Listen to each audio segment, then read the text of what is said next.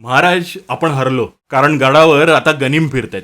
आणि हे गनीम जरा वेगळे आहेत बरं का. ते आपल्यासारखेच कपडे घालतात, आपलीच भाषा बोलतात, छत्रपती शिवाजी महाराजांचं नाव सुद्धा घेतात, पण बायका आणि लहान मुली यांच्या कपड्यावर विशेष लक्ष ठेवून असतात. हा सुद्धा त्यातलाच एक गनीम.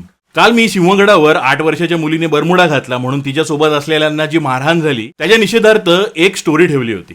आणि त्याला रिप्लाय म्हणून ह्या माणसाने मला खूप अस्वस्थ करणारा मेसेज पाठवला, ज्यामध्ये माझी आई आणि बहीण यांना खूप घाणेरड्या भाषेत त्याने बोललंय. इतक्या घाणेरड्या भाषेत की मला काही शब्द ब्लर करावे लागलेत. त्याच्यामध्ये 8 वर्षाची मुलगी जिने शॉर्ट्स घातली आहे आणि टी शर्ट घातलाय ती अर्धनग्न आहे. म्हणजे किती नीच मानसिकता आहे ते बघा. म्हणजे हा जिथे कुठे राहत असेल तिथे लहान मुली जर शॉर्ट्स घालून खेळत असतील तर ह्याच्या मते त्या अर्धनग्न आहेत.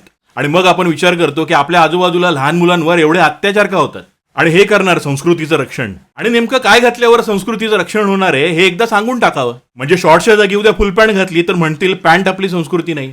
आणि वैतागून जर कुणी बुरखा घातला तर त्याला अजून मारतील, म्हणतील हे तर मुसलमान घालतात. आणि नक्की कोणत्या काळातली संस्कृती जपायची? मराठ्यांच्या काळातली, यादवांच्या काळातली, चालुक्यांच्या काळातली की गुप्तांच्या काळातली?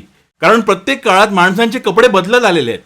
आणि अशाने आपले गड किल्ले ओसाड पडतील आणि फक्त हे संस्कृती रक्षकच तिथे उरतील. आणि राहिला प्रश्न ह्या कार्ट्याचा, त्याला माझा मुद्दा पटला नसताना तर तुम्हाला वेगळ्या भाषेत सुद्धा सांगू शकला असता की दादा हे असं नाही होऊ शकत, तसं नाही होऊ शकत. पण त्याने तसं नाही केलं. त्याने थेट माझ्या आई आणि बहिणीवर अटॅक केला. आणि हीच ती मोगली मानसिकता, ज्याच्यामध्ये त्या माणसावर तर अटॅक करायचा पण सोबत त्याच्या संबंधित ज्या बायका असतील त्यांच्यावर पण अटॅक करायचा. अशाने माणसाचं मानसिक खच्चीकरण होतं. आणि म्हणूनच मी ह्यांना गनीम म्हणालो. आता ह्या माणसाला उलटून मी त्याच्या आई बहिणीवरून शिव्या देणार नाही, कारण त्याची आई सुद्धा माझी आई आहे आणि त्याची बहीण सुद्धा माझी बहीण आहे.